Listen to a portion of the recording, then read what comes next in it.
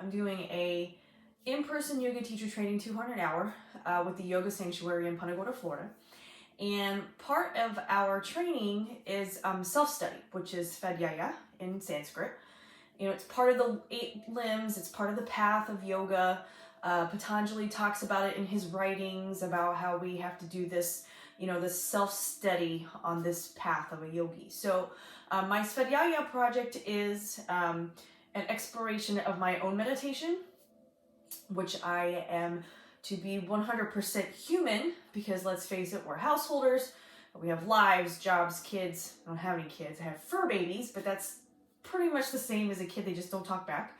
But we all have lives, and we have things that happen and take us away from our yoga and our meditation practice. So as part of my self-study, coming on the heels of 2020, I started this project on the 1st of the year, January 1st of 2021, and I'm going to read an excerpt from this book, Meditations from the Mat.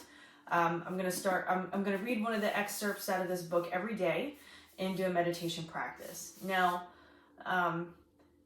my struggle with meditation is that I don't do it enough, and being a householder, I have these expectations of what meditation is supposed to be. We're taught by the greater narrative that is mindfulness and the path of a yogi that meditation is a large portion of this practice, and a lot of people feel that meditation is too hard and that they can't do it because there's so many expectations of what meditation is supposed to be. So my first teacher training talked about meditation as just a quiet moment. Like I said before, we're householders, we have stuff that we have to do, we have dishes that we have to clean, we have laundry we have to do. And there's, all of those things can be yoga, right? All of those things can be like a quiet moment. So what I wanted to do for this self-study or Svadhyaya project is to get a little bit more into the meat of what that quiet time or that stillness feels like for myself. So I got a lot of recommendations about this book. It's called Meditations from the Mat by Rolf Gates. You can get it on Amazon, and I'm almost sure you can get it from his website. But he's done a couple of books like this. I follow him on Facebook. He does, live meditations and things like that. And, my goal was to just find something that, resonated with where I want to go in my own meditation practice, because, it is your own. We're different people, and we have different needs when it comes to meditation. So the first day was about, why yoga, why now? The quote that's at the top says, "He that will not apply new remedies must expect new evils, for time is the greatest innovator," by Sir Francis Bacon. So, why yoga, why now?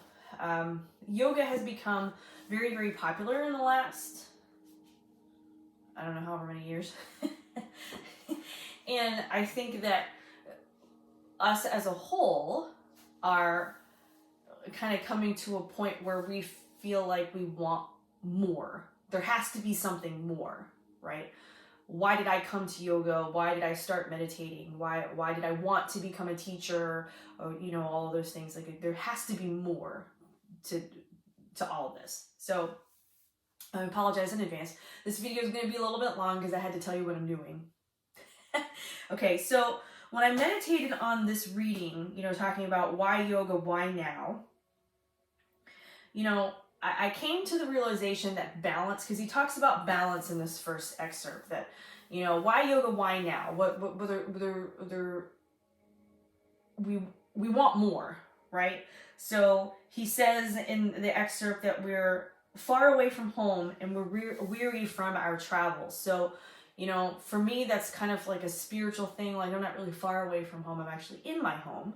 But I think that for me, spiritually, I have kind of traveled far away from, my inner truth. and all of these things that we say, like our inner truth and our true north, and the thing that will change over time. I know that my true north has changed many times in my 38 years on this earth. So balance is and has always been a resonating theme in my life. My sun sign is Cancer. My rising sign is Libra. Libras crave balance.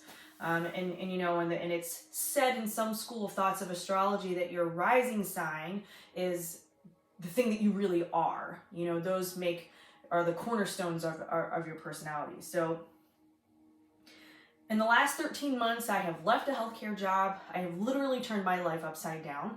And I feel this pull to yoga, to meditation, to go back to the thing that I felt brought me that little slice of stillness. I have not practiced yoga, regularly as a home practice for myself in many years. I've done yoga in between, but only when I could get to a class, or only when I felt like I could sacrifice the time, or so in the last 13 months I left my full-time healthcare job that was sucking the life out of me. And so glad that I did, because it happened right before the pandemic. And now I feel this strong pull to yoga and mindfulness, because I feel like, just like Rolf Gates says in this book on day one, that, why yoga? Why now? Why yoga? Because it brought me stillness before, and in discussion of non-attachment, even though I want to be non-attached, I'm attached to that stillness because I know there's something inside of me that craves that stillness, that mindfulness, and the pause in between the inhale and the exhale. He talks about how this book will follow the 8 limbs of yoga, starting with the yamas and the niyamas. The first 2 limbs of yoga, the first 2 limbs of yoga out of the 8 are the yamas and the niyamas. And those are the inwards and outward practices. So I think that this is a good place to start. A simple way for me to understand how to let go and just accept the balance of what it is. So yay for day 1. Day 1 of my Svadhyaya project is done. I have however many days left to do. I don't know how many more days there are. But I hope they stay with me. And I hope that this blog helps you. And in me being vulnerable, I hope that makes it okay for you to feel vulnerable about your own meditation or yoga practice, or whatever that may be for you.